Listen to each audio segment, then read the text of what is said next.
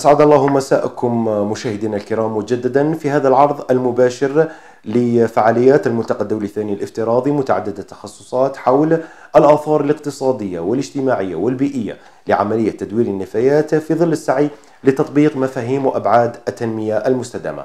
نقدم لكم الآن مداخلات الجلسة العامة الثانية حول المحور البيئي، والتي يشاركنا فيها السيد فتح شاوي مدير البيئة لولاية سطيف، والسيد مسعود سماتي المدير العام للمؤسسة العمومية الولائية لتسيير مراكز الردم التقني بسطيف إيكوسات، إلى جانب الدكتور منير رحماني من جامعة فرحات عباس، والدكتورة سلمى جيلاني من معهد باستر بالجزائر العاصمة.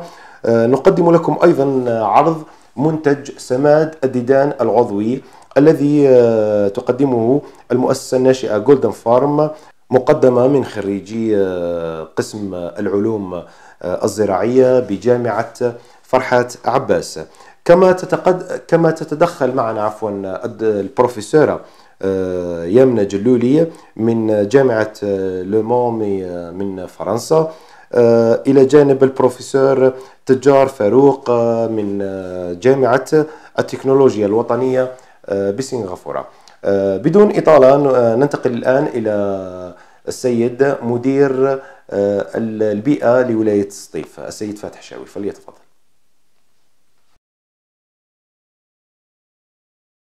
بسم الله الرحمن الرحيم، والصلاة والسلام على أشرف المرسلين، سيد مدير جامعة فرحات عباس سطيف، السادة النواب، السيد الأمين العام للجامعة، السيدات والسادة الأساتذة والباحثين في مجال الاقتصاد الدائري، هيئة الملتقى الدولي، طلبة الأعزاء، السلام عليكم ورحمة الله تعالى وبركاته.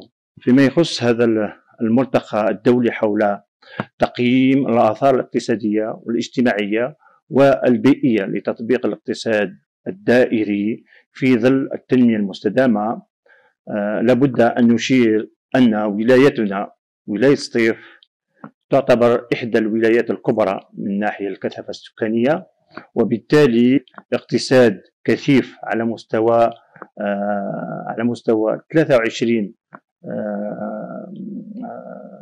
منطقة صناعية اللي هي متفرقة على مستوى إقليم الولاية، وبالتالي هناك نشاط اقتصادي كبير. فإن كل النفايات التي تفرز تشكل تحدي كبير على مستوى الجزائر، على مستوى ولاية سطيف، ومن ثم الآثار السلبية على البيئة والإنسان.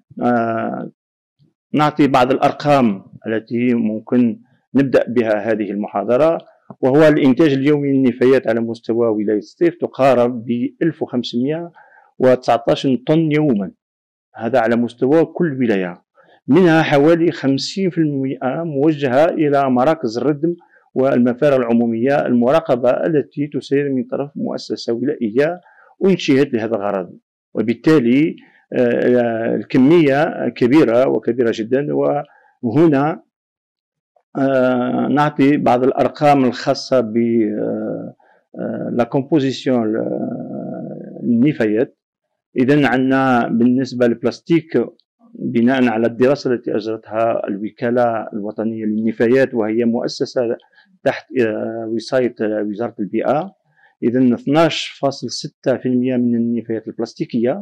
ونجد في المرتبة الثانية الورق والكرتون ب 8.2%، ونجد في المرتبة الثالثة المعادن وهي 3.9%، بغض النظر على النفايات العضوية اللي هي تعتبر الأولى بنسبة 67.9%. وبالتالي وبناء على هذه المعطيات، قبل كانت هناك كان هناك التسيير الخطي بناء على أن الفرز يكون، وبعد ذلك كان هناك الردم على مستوى المفارغ المراقبة والمراكز الردم، إلا أن الحالة أصبحت لا تطاق. وبالتالي جاء هذا المفهوم الجديد وهو الاقتصاد الدائري، الذي أعطى أنعش مجال النفايات بصفة عامة، سواء النفايات المنزلية وما شابهها، وكذلك النفايات الخاصة والخاصة الخطرة، وكل ما هو إفرازات صناعية. إذا المحور البيئي الخاص بالاقتصاد الدائري هو إيجابي بنسبة 100%. لماذا؟ أولا لابد نعرف باللي قانون البيئة اللي هو رقم 013 المؤرخ في جوي 2003، والذي يعتمد أساسا على آليات الرسكلة وإعادة الاستعمال، وبذلك وضع عدة يعني محاور أساسية لتدخل ضمن التدوير الاقتصادي. إذا هذا بصفة عامة على مستوى الولاية. نعرف بأن الولاية كذلك تزخم ولديها عدة مؤسسات صناعية تعمل في إطار الرسكلة، خاصة الرسكلة للمواد البلاستيكية. والولاية قد يعني توجهت مسبقا إلى لهذا النوع من الاقتصاد، حيث بدأت الجزائر كدولة يعني في تجسيد هذا النموذج الاقتصاد اللي هو مربح وله آثار إيجابية من ناحية أولا البيئية، ومن ناحية الاجتماعية من يعني توفير التشغيل الأخضر، وكذلك هناك الاقتصادية وهي المداخيل المالية التي وتقلص من استيراد العديد من المواد، خاصة في ظل هذا الاقتصاد الدائري. إذا نحن نعرف باللي مديرية البيئة كذلك يعني بغض النظر على كل هذه المعطيات، أننا في الآونة الأخيرة قمنا وباشرنا وعقدنا درنا إمضاء اتفاقية مع مدير جامعة فرحات عباس، وهو مشكور على ذلك، نظرا للهياكل الموجودة على مستوى الجامعة والطرف العملي اللي هو في إطار البحث وإيجاد الحلول، سواء مع قطاع البيئة مباشرة أو المؤسسات الصناعية المتواجدة على عبر إقليم الولاية، وممكن عبر إقليم ولاية أخرى. وبالتالي يعتبر عامل أساسي للتنمية وتطوير الاقتصاد الدائري على مستوى ولاية سطيف. إذن في أول فبراير 2021 يعني أشرفنا على إمضاء هذه الاتفاقية بحضور السيدة وزيرة البيئة والسيد والي الولاية، وهذا ما هو إلا تحفيزا وتشجيعا لنا بالمضي قدما لهذه الاتفاقية. في هذا اللقاء نشكر الجامعة على الدور العلمي وإدماجها وتكاتفها ومرافقتها للمجتمع المدني والاقتصاد الوطني بكل يعني عبر مخابرها العلمية المتواجدة داخل الجامعة. لابد أن نعطي بعض المؤشرات التي هي تساعد وتساهم في مرافقة هذا العمل أو الاقتصاد الدائري.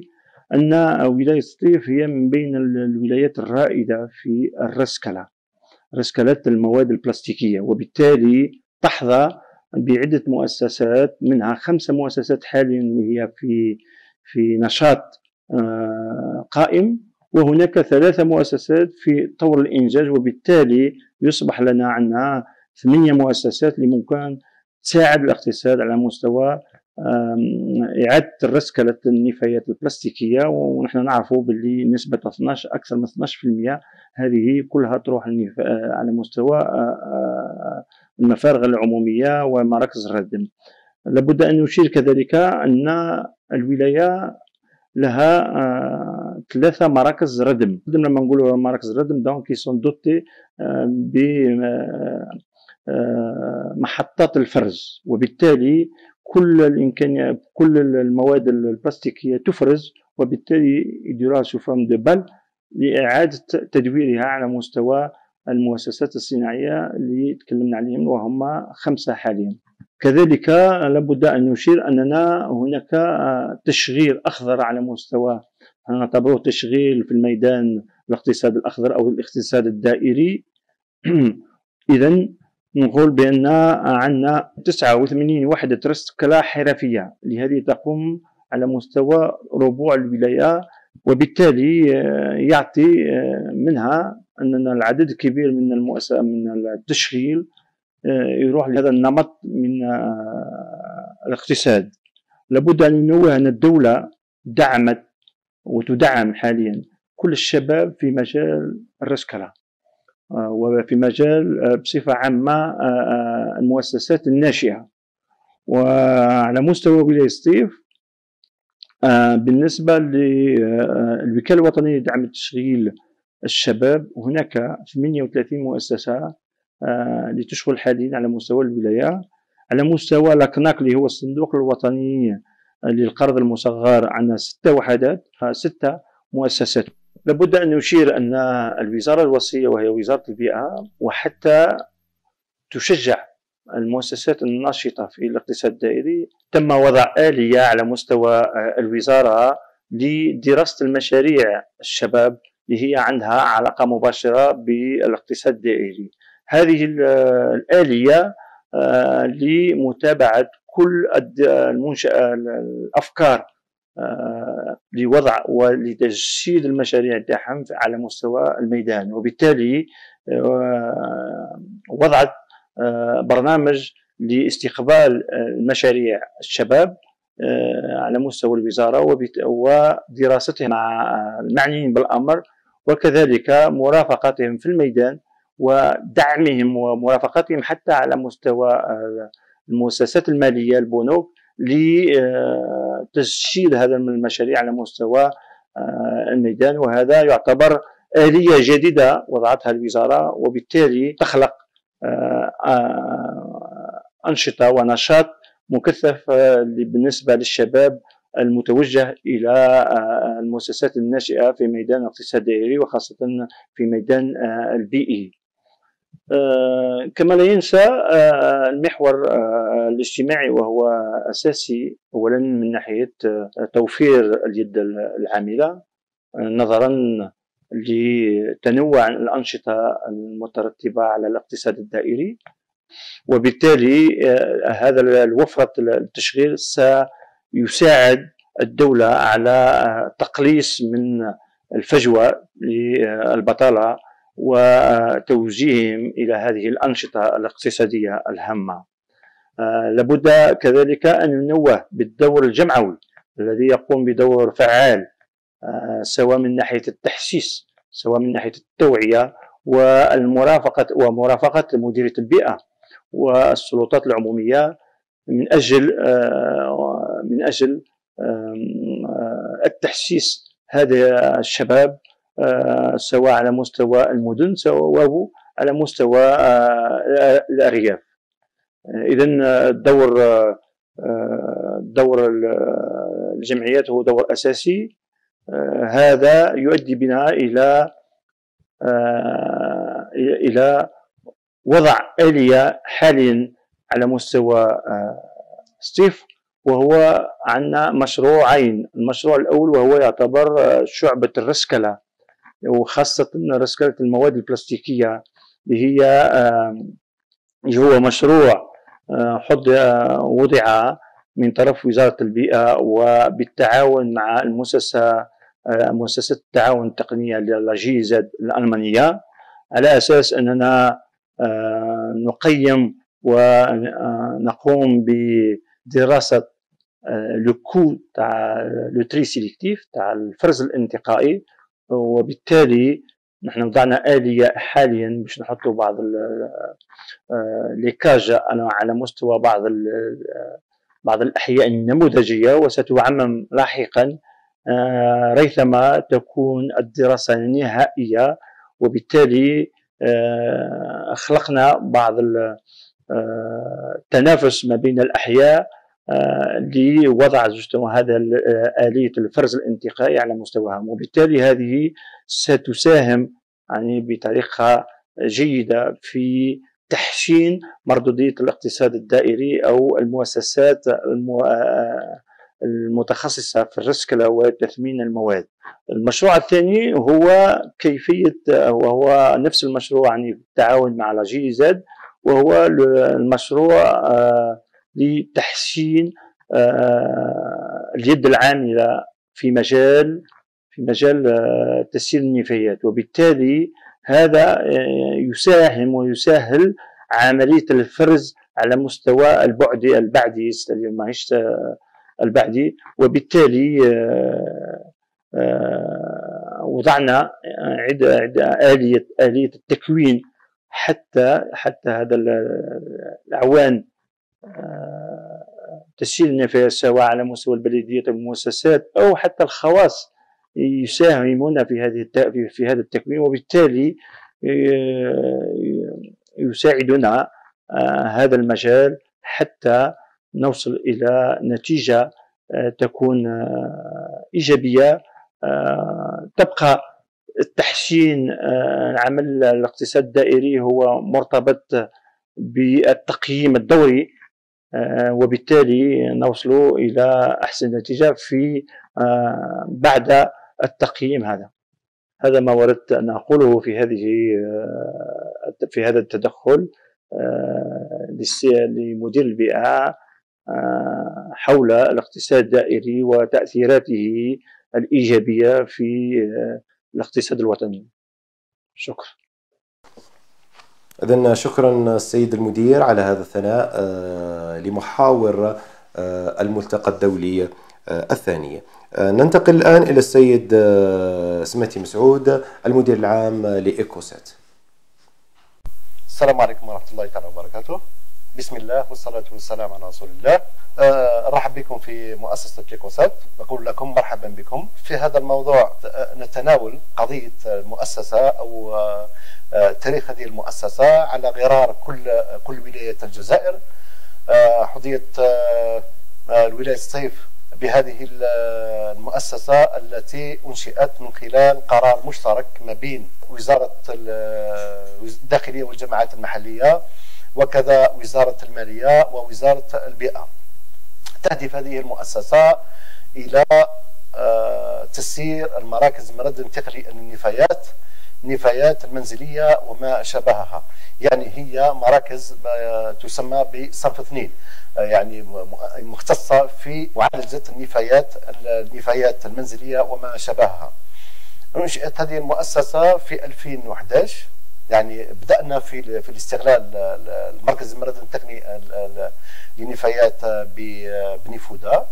يعني هو يستقبل يوميا أكثر من 400 طن من النفايات المنزلية، وحتى اليوم قطعنا يعني أشوار بحيث اكتسبنا يعني خبرة، وتبعا لتعليمات أيضا السيد والي الولاية بصفته رئيس المجلس الإدارة والتسيير لهذه المؤسسة، بحيث طمنا باش يعني نطوروا بعض النشاطات الأساسية أيضا ولها علاقة مباشرة مع يعني تسيير المراكز المرد التقني للنفايات، بحيث في 2011 2015 يعني 4 سنوات من وجود المؤسسة قمنا بتطوير نشاطات أخرى كما قلت، والتي تتمثل أساسا والتي لن تقل أهمية عن الأولى، وتتمثل في عملية رفع وجمع ونقل النفايات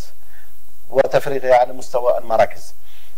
حتى اليوم أقول واقتصر بأن المؤسسة يعني تعالج أكثر من 720 طن يومي من النفايات المنزلية، وبحيث تشكل تقريبا 60% من مجموع البلديات التي توجد في هذه الولاية الشاسعة والتي تعد ب60 بلدية، بحيث مسينا يعني تقريبا 1,120,000 مواطن. وكذا من خلال تطوير أيضا النشاطات الثانوية اللي كما قلت يعني هي هامة وهامة جدا، ولتتمثل في عملية جمع ونقل وتفريغ النفايات المنزلية وما شابهها. يعني تقريب عندنا 720 طن كما قلت من النفايات التي تتم يعني معالجتها على مستوى المفارغ العموميه وكذا المراكز المرده من تقني النفايات، وعندنا تقريب اكثر من 600 طن يومي من النفايات التي يتم جمعها من خلال عمليه الجمع والنقل كما قلت الى حتى التفريغ على مستوى المراكز والمفارغ العموميه. ايضا يعني المهام الثالثه لهذه المؤسسه الفتيه تتمثل في عمليه الاسترجاع النفايات القابله للرسكله، يعني توت فراكسيون ريسيكلابل، وكذا قمنا يعني تقريب باش نمد يعني معدل تقريب بصفه عامه في الخمس سنوات الاخيره يعني منذ 2015 الى يومنا هذا، يعني واقول يعني حتى اخر السنه او النشاط السنوي ل 2020 يعني من 2015 الى غايه 31 ديسمبر 2020 قمنا ب يعني تجميع ولا ريكوبيراسيون، يعني حاولنا الاسترجاع اكثر من 4800 طن من ماده الكرتون، وكذا 1500 طن من ماده البلاستيك، يعني تقريبا بمعدل 300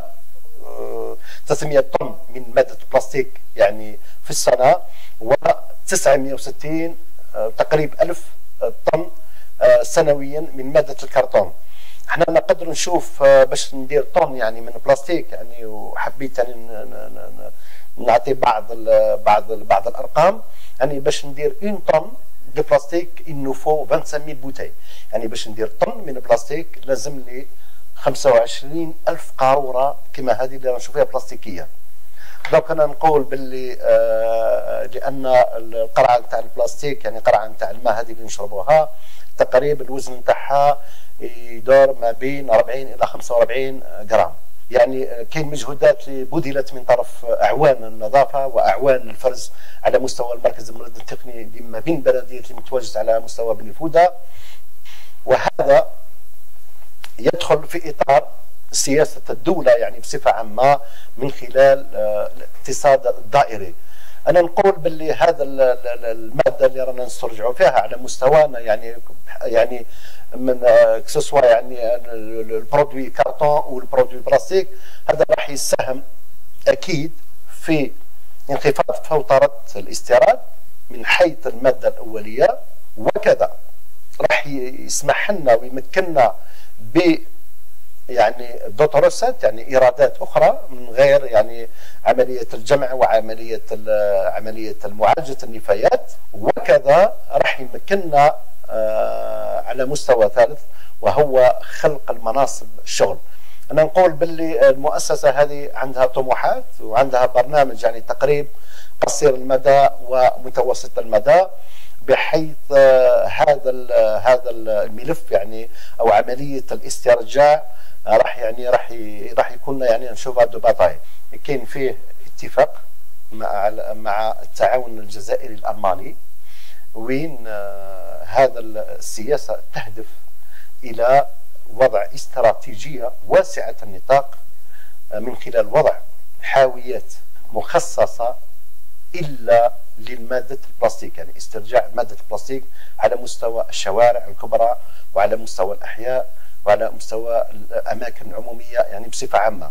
نقول ايضا ان المواطن ايضا له يعني مسؤوليه كبيره يعني في تجسيد هذه السياسه التي سترجع يعني بالايجاب يعني في حياته اليوميه، بحيث راح نتخلص من هذاك يعني لاغريسيون فيزوال، يعني كل مره نفوت نلقاو القارورات يعني مرميه هنا وهناك تلوث البيئه، تلوث المحيط، ما تعطيناش يعني سعاده عيش.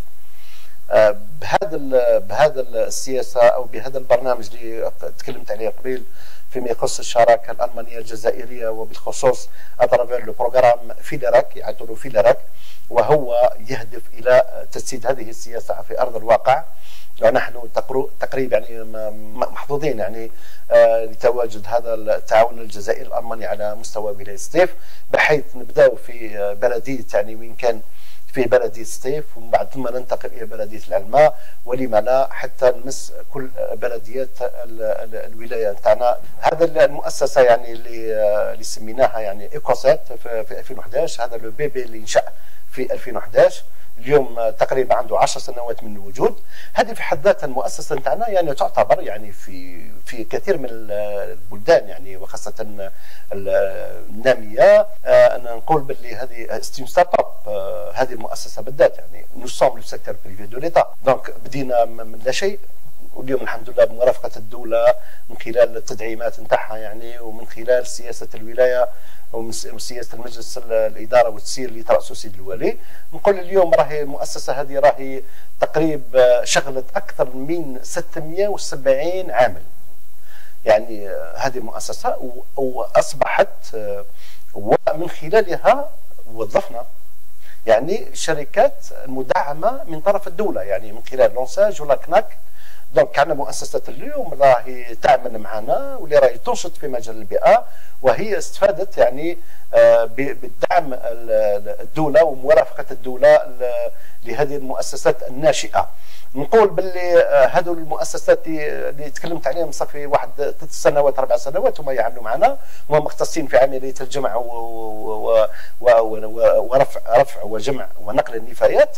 ونقول باللي هذه الاستراتيجية اللي تبنيناها مؤخرا فيما يخص تعزيز ميكانيزمات عملية استرجاع المواد القابلة للرسكلة، نقول هذه أصلا راح تمكننا باش ندعم أيضا مؤسسات ناشئة أخرى والتي ستختص في عملية الاسترجاع والرسكلة.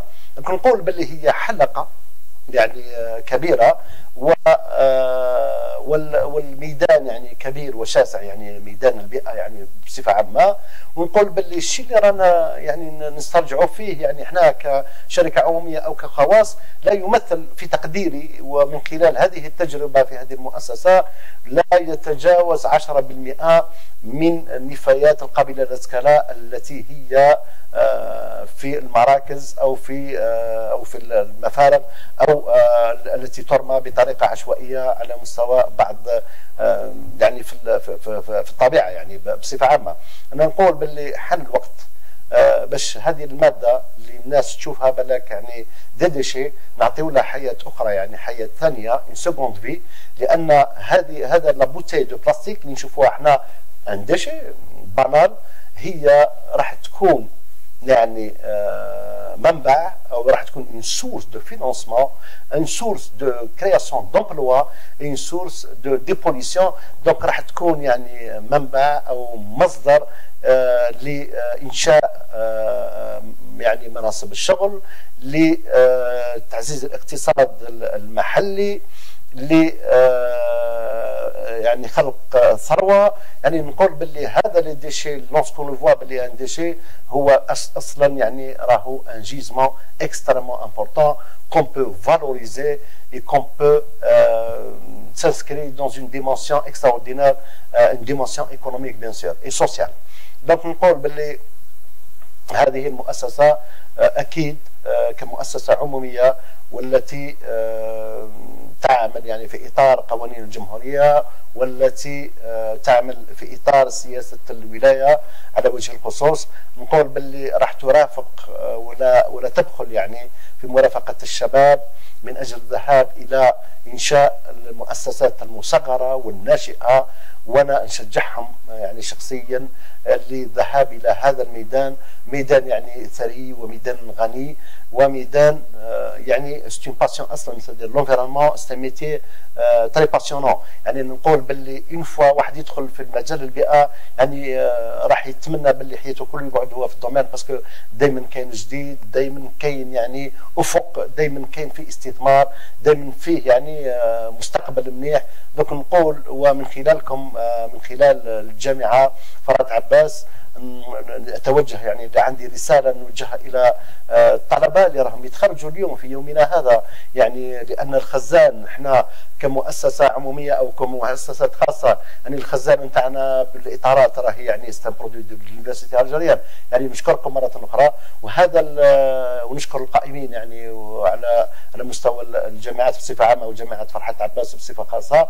نقول باللي هذا الشباب اللي راهو على وشك ولا على يعني راح يستدير اون فان دو سيكل، نقول لهم باللي اون فوا عزيتوا الدبلوم تاعكم ما تتحيروش، ما تتألموش، يعني كاين الناس اللي راحوا موظفين، كاين اللي راحوا اساتذه، كاين اللي راح كل واحد واش كتب له ربي في الدنيا هذه. مي حبيت نقول لكم il faut jamais sous-estimer ce métier. C'est un métier qui est très noble. Le métier des déchets, c'est un métier très noble et c'est un métier très passionnant. Donc je vous encourage de partir vers cette direction. Donc رايحين تكتشفوا عالم البيئه ورايحين تتذوقوا يعني هذا الميتي هذا، ورايحين اكيد رايحين تحبوا وتنجحوا ان شاء الله من خلال انشاء المؤسسات يعني المصغره او المؤسسات الناشئه دو بتيت ارتي سادير الوظيفي.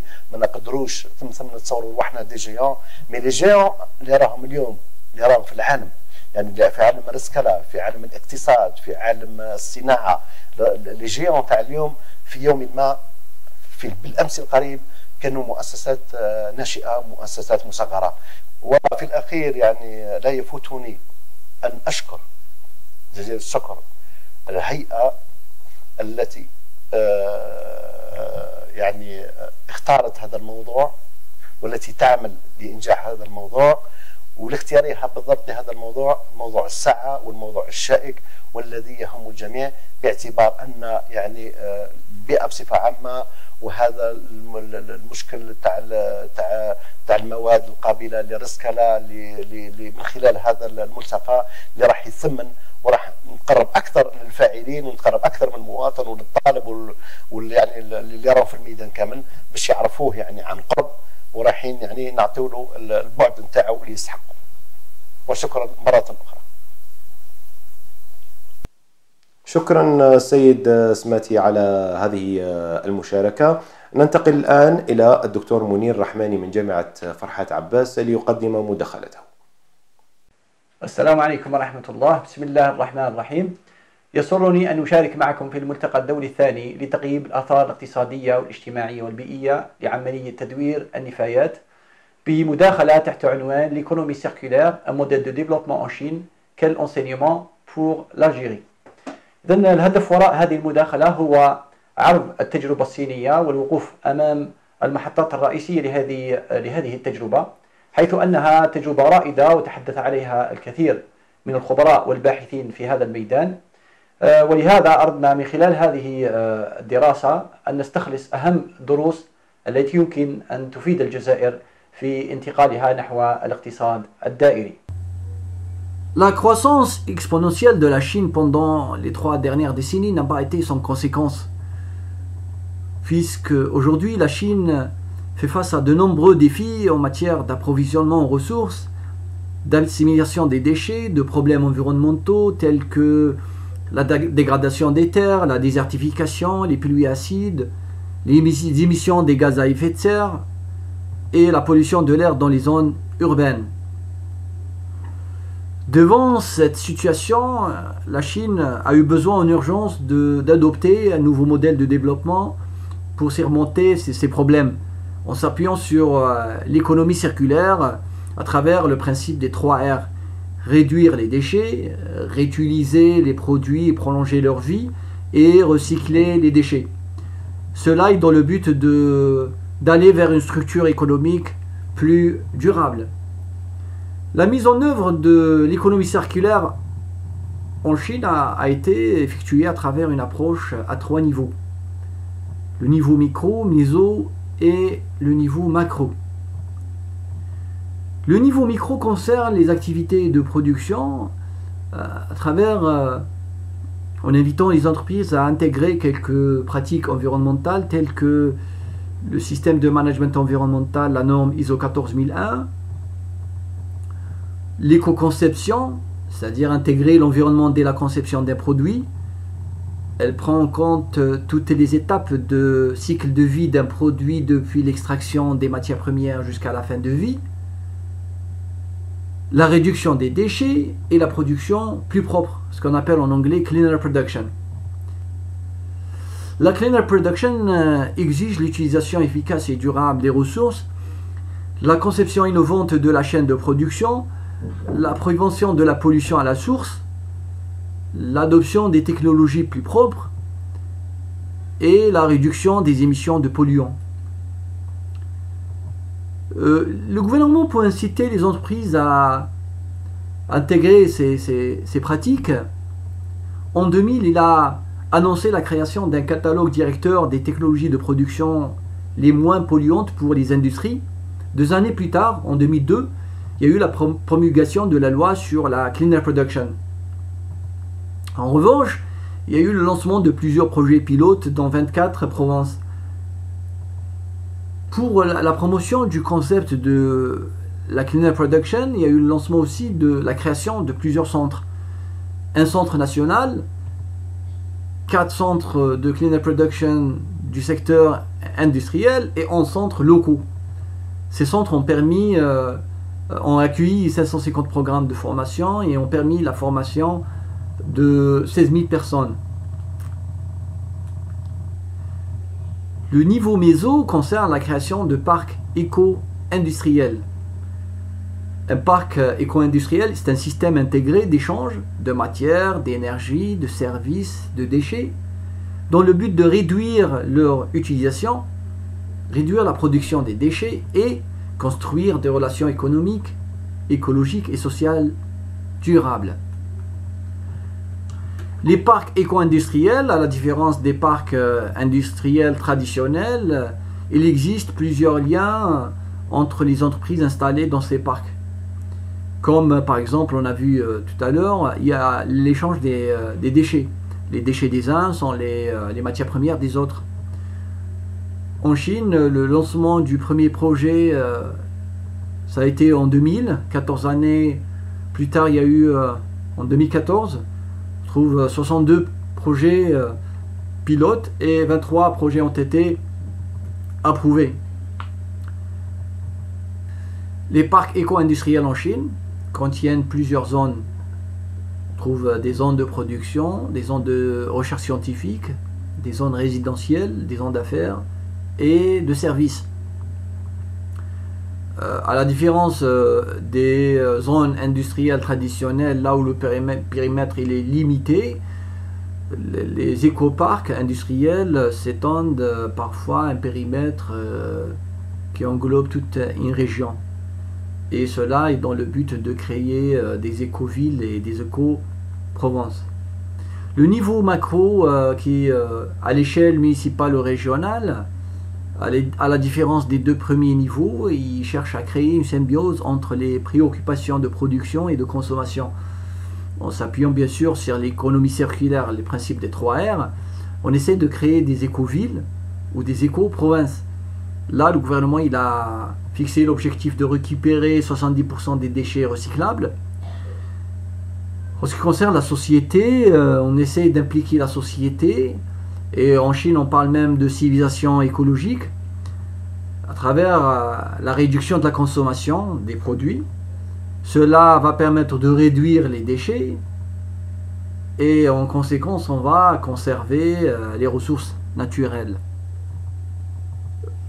Le passage à une économie circulaire en Chine n'a pas été possible sans un support politique à travers des réglementations. Cela a été dans le but de créer un environnement favorable au développement d'économie circulaire. En 2009, par exemple, il y a eu le lancement de la loi sur la promotion de l'économie circulaire. C'est une loi fondamentale guidant toutes les politiques de l'économie circulaire. Il y a aussi l'application des politiques préférentielles de taxation avec d'autres incitations économiques dans le domaine du recyclage. La planification territoriale, un pilier important en Chine, il a été repensé en intégrant les problèmes environnementaux dans les planifications territoriales. Bon, on arrive à la fin de la présentation. Ici, on va On va essayer de présenter quelques enseignements pour l'Algérie. On va survoler les principales recommandations. La première recommandation, c'est s'appuyer sur les institutions de recherche scientifique. La deuxième, c'est adopter une approche décentralisée pour la mise en place de l'économie circulaire. Et ici, on va essayer d'élaborer une stratégie nationale de déploiement de l'économie circulaire qui se décline en politique territoriale et locale. Revoir les lois et réglementations de protection de l'environnement qui sont dans la plupart des cas contradictoires. Déléguer plus de pouvoirs additionnels au directeur de l'environnement dans les différentes wilayas. Créer des organes de statistiques dédiés à l'économie circulaire au niveau local, puis après au niveau central. Accorder des avantages fiscaux aux entreprises actives dans le traitement et le recyclage des déchets.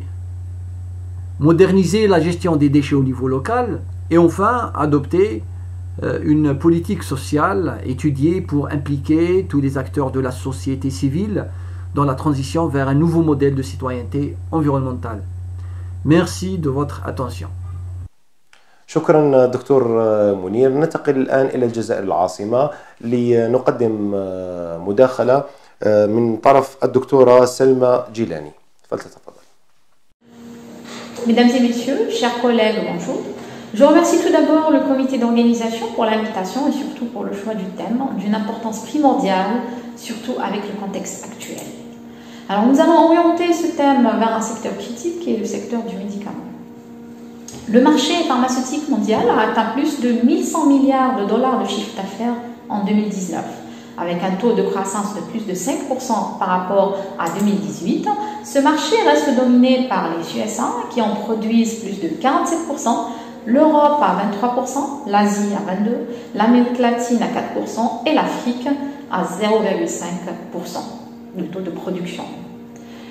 Le marché algérien, lui, a atteint les 3,3 milliards de dollars en 2019 avec un taux de croissance de 4,8% par rapport à 2018. Avec plus de 90 sites de production installés sur le territoire national, l'Algérie couvre 50% de ses besoins en médicaments en production locale, avec une ambition qui est affichée depuis déjà plusieurs années d'atteindre une couverture de 70%, puisqu'il y a plus de 120 laboratoires fabricants en cours d'installation. Le médicament est par définition toute substance ou composition possédant des propriétés curatives ou préventives à l'égard de la santé humaine ou animale.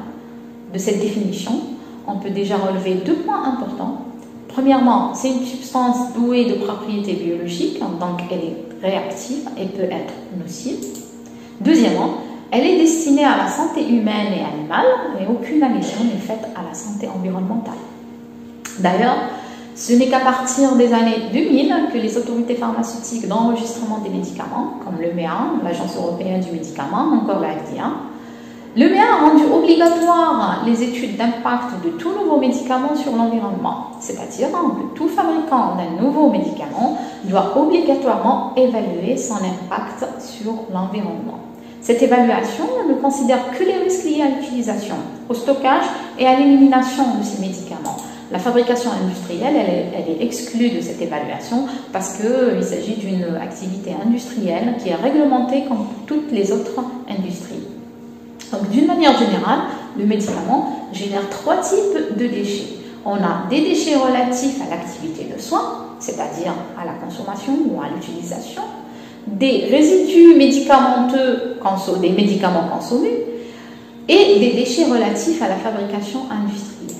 Tout d'abord, pour ce qui est des déchets d'activité de soins, selon les chiffres communiqués par l'UNOP, l'Union nationale des opérateurs pharmaceutiques algériens, qui a mené une étude très intéressante sur la consommation des médicaments produits localement, les Algériens consomment annuellement près de 420 millions de boîtes de médicaments produits en Algérie.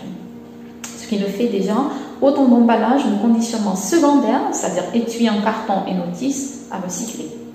Le conditionnement secondaire, lui, il est assimilé aux déchets ménagers puisqu'il n'est pas en contact avec le médicament et peut donc être recyclé normalement. Le conditionnement primaire, par contre, c'est-à-dire ce qui est en contact direct avec le médicament, les blisters, les flacons, les bouchons, les tubes de pommade de crème, les seringues, les aiguilles et les patchs sont des déchets spéciaux qui peuvent être dangereux. Ces déchets d'activité de soins relatifs aux médicaments sont générés dans les établissements de santé et rejoignent dans ce cas les catégories des déchets de soins à risque chimique ou toxique. Donc selon l'OMS, les déchets d'activité de soins d'une manière générale représentent plus de 38 000 tonnes par an pour l'Algérie. Maintenant, 15 à 20% sont des produits dangereux. Ils sont heureusement soumis aux dispositions du décret exécutif numéro 2003-478 qui définit les modalités de leur gestion. Ces déchets comprennent les déchets de médicaments cytotoxiques, tels que les anticancéreux, et les médicaments radioactifs, qui eux sont gérés par d'autres dispositions spécifiques. Les déchets des médicaments non cytotoxiques, c'est-à-dire les médicaments périmés, les médicaments entamés devant être jetés, tels que les collyres, certains sirops, et les contenants en contact direct avec le produit, c'est-à-dire conditionnement primaire. Les méthodes d'élimination de ces produits sont l'incinération à 800 ou à 1200 degrés, la neutralisation ou la solidification avec de la chaux, le ciment et de l'eau, lorsqu'ils sont destinés à l'enfouissement. Malheureusement, ce type de déchets, surtout pour les médicaments non cytotoxiques, est tout autant généreux au milieu urbain, dans les ménages, pour les traitements ambulatoires et représente donc un risque pour l'environnement. À ce jour, il n'y a aucun dispositif pour leur gestion. Deuxième catégorie des déchets, donc on a les déchets relatifs aux résidus médicamenteux excrétés, c'est-à-dire lorsque les patients et les animaux consomment des médicaments, ils vont éliminer une certaine proportion, intacte ou transformée à travers les urines et les selles. Ces résidus vont donc se retrouver dans les réseaux d'assainissement, puis traités dans les stations d'épuration, qui, quels que soient les protocoles d'élimination, et même dans les pays les plus développés, ne vont que partiellement éliminer ces résidus, pour finalement aboutir dans les cours d'eau. Plusieurs études ont d'ailleurs démontré en Allemagne et au Canada, aux USA, la présence de ces résidus en milieu aquatique. Ils représentent donc un risque très élevé pour les milieux aquatiques, surtout lorsqu'il s'agit des médicaments hautement actifs, tels que les anticancéreux. D'ailleurs, pour certains patients, on recommande toujours de jeter de l'eau de javel après chaque miction pour que le pH alcalin dégrade rapidement certains métabolites. On a aussi les perturbateurs endocriniens, tels que la pilule contraceptive, dont les résidus d'oestrogène provoquent la féminisation de certaines espèces aquatiques sensibles et ça provoque aussi la baisse de leur taux de reproduction. On a aussi les médicaments, les résidus psychotropes qui s'accumulent dans les tissus cérébraux des truites. Et enfin, les antibiotiques qui peuvent causer une intoxication chez certains micro-organismes qui peuvent également développer une résistance. Les déchets liés à l'activité de fabrication, donc ces déchets rejoignent la catégorie des déchets industriels spéciaux, toutes catégories confondues, qui sont estimées à 2,5 millions de tonnes par an par l'OMS, selon les derniers chiffres communiqués. Donc nous avons tout d'abord les effluents liquides. Tous les sites de fabrication disposent d'une station de pré-traitement des effluents selon des procédés variés. On a les solvants organiques issus de l'activité de contrôle et les déchets solides dangereux dont l'élimination est généralement externalisée vers des centres d'incinération. On a quelques déchets infectieux aussi concernant les contrôles biologiques et des cadavres d'animaux qui ont servi au contrôle qui sont aussi incinérés. Pour le recyclage des déchets pharmaceutiques, alors tout d'abord pour les déchets générés dans l'industrie pharmaceutique, on a le premier produit recyclé, c'est l'eau. L'industrie pharmaceutique consomme beaucoup d'eau, c'est d'abord un excipient puisqu'elle sert dans la fabrication. Elle sert aussi aux opérations de nettoyage pour éviter les contaminations croisées entre les différents lots et dans la stérilisation, elle sert aussi pour les différentes utilités. L'eau pharmaceutique est une eau d'une qualité traitée selon l'usage. On a de l'eau purifiée, ultra pure ou de l'eau PPI. Donc, les adoucisseurs, les distillateurs, les osmoseurs en sont obligatoirement présents dans une industrie pharmaceutique. C'est pourquoi aujourd'hui beaucoup d'industriels préfèrent rajouter des clarificateurs ou d'autres modules pour dimensionner leur station de traitement d'eau et de contrôle qualité de manière à recycler cette eau. Donc on recycle jusqu'à 75% de la quantité totale de l'eau, ce qui fait une économie de quelques milliers de mètres cubes d'eau par an et par usine. Alors la deuxième catégorie de valorisation, c'est la valorisation énergétique. Les incinérateurs des déchets pharmaceutiques sont, comme on l'a dit, fonctionnent plutôt à 800 à 1200 degrés. Et donc ils sont équipés bien évidemment de filtres haute température qui permettent la neutralisation des poussières et des éventuels composés toxiques comme le dioxine ou le furane qui sont produits lors de l'incinération. Donc ces incinérateurs peuvent permettre de valoriser l'énergie en produisant de l'électricité ou les vapeurs industrielles utilisées dans les procédés pharmaceutiques pour les chauffages des cuves ou la stérilisation. Le traitement des effluents aussi peut générer une valorisation d'énergie grâce à la technologie anaérobie qui permet de générer un biogaz qui est valorisé surtout pour les usines de biotechnologie. D'ailleurs, il y a un site d'une multinationale à Bavière, en Allemagne, qui est très connu, et bon, je ne vais pas citer le nom, et qui génère 2700 MW par heure d'électricité produite à partir de ces effluents biotech. D'autres sites qui fabriquent les produits biologiques stériles préfèrent plutôt réduire les opérations de nettoyage et de stérilisation pour une meilleure maîtrise de la qualité pharmaceutique, parce que ce sont des produits qui coûtent cher. Alors aujourd'hui, on va plutôt vers l'usage unique des produits jetables en plastique. Et ça, tout au long du process. Donc ce sont des véritables réacteurs, sauf qu'à l'intérieur, on trouve de gros sacs en plastique stériles et à usage unique. Donc ils peuvent même être agités. Et après chaque lot, ces sacs et ces tubulures vont donc être incinérés. Cette technologie de single use tend à se généraliser, comme je l'ai dit, et elle est même en cours d'installation en Algérie, puisqu'il y a plusieurs fabricants qui sont en train de l'installer. Alors, aller vers du single use aujourd'hui dans l'industrie pharmaceutique sans recyclage, le recyclage des médicaments non utilisés, ce qu'on appelle les MNU. Donc la non-adéquation des emballages à la posologie, ce qui est quasiment impossible puisque la posologie reste très variable, et l'automédication font que les médicaments sont stockés à domicile. Et encore, stockés comment? La plupart des gens placent leur boîte à pharmacie dans la salle de bain. Donc cette pièce, lorsqu'elle remplit sa fonction première de bain, eh bien la température atteint les 50 degrés et l'humidité sature à 100%. Alors que les études de stabilité des médicaments qui ont permis de définir les 24 ou les 36 mois de validité sont réalisées pour l'Algérie à 30 degrés et à 65% d'humidité. Donc c'est des conditions de salle de bain pour la plupart des médicaments ne tiendraient que quelques jours en exposition continue. Ces MNU représentent donc un danger à la fois pour le consommateur et pour l'environnement, puisqu'il n'y a aucun dispositif pour leur élimination à partir des ménages. Certains pays, comme l'Allemagne ou le Canada, ont adopté des stratégies de prévention, c'est-à-dire on ne délivre aux patients que la quantité exacte. Le pharmacien va découper le nombre de comprimés qu'il va falloir consommer pour réduire ainsi les MNU. Mais bon, quand il s'agit d'un sirop ou d'un colure, ce n'est pas évident. D'autres pays ont mis en place des dispositifs de récupération, comme le fameux dispositif Cyclamed en France. Cette association a permis de récolter plus de 11 000 tonnes de MNU en 2018, ce qui représentait déjà, selon ces enquêtes, que 63% des MNU estimés à 19 000 tonnes par an. L'Algérie ne serait pas loin. Certes, il y a moins de consommation par habitant, mais l'automédication est plus importante.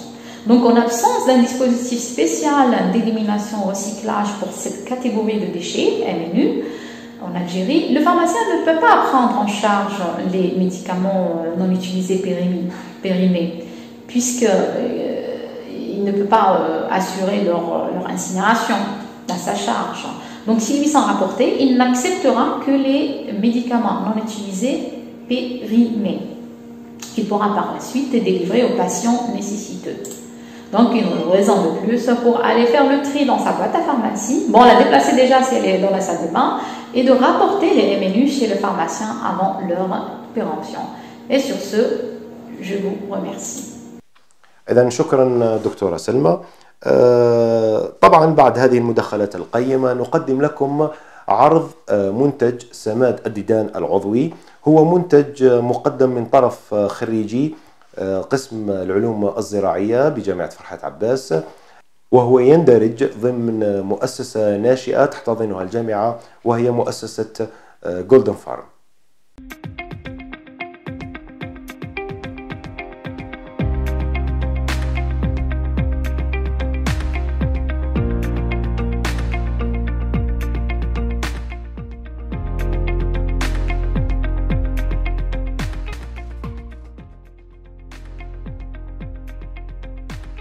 نحن خريجي ماستر 2 علوم فلاحية، حاملين لفكرة الشركة الناشئة ذات الاسم جولدن فارم، تحت وصاية حاضنة المؤسسات الناشئة لجامعة فرحات عباس طيف 1.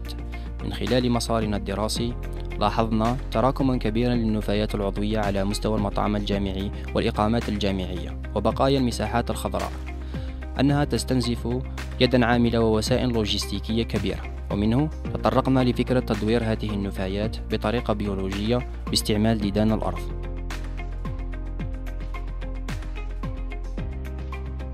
مرحلة الكومبوست: بعد جمع النفايات من المطاعم الجامعية والإقامات نقوم بفرزها وتحضيرها في شكل كومة مغطاة لمدة 18 يوم، تتحول من خلالها النفايات إلى مادة عضوية قابلة للاستهلاك من قبل ديدان الأرض.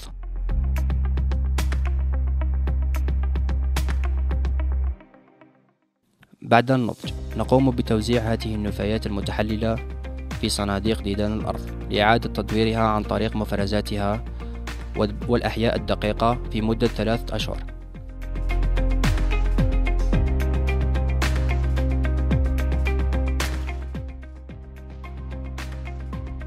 بعد الفرز نقوم بتحويل هذه المادة إلى مادة قابلة للتحويل الصناعي من مادة صلبة إلى سماد عضوي مليء بالمغذيات والهرمونات التي تساعد على نمو النباتات.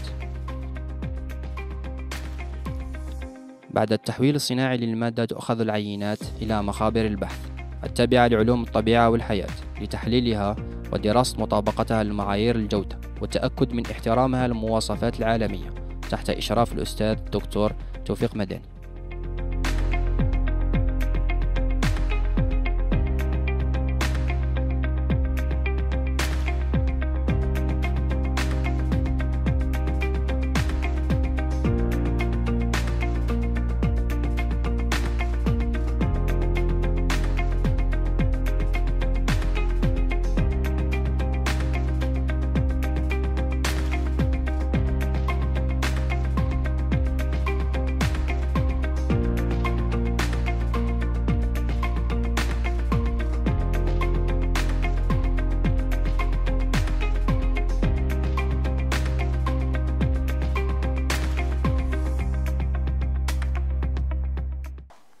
إذن شكر خاص لهؤلاء الخريجين المتميزين.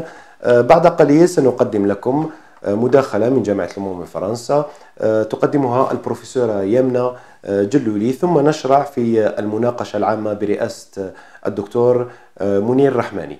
تجدر الإشارة إلى أنه في هذه الأثناء تعقد مجموعة من الورشات.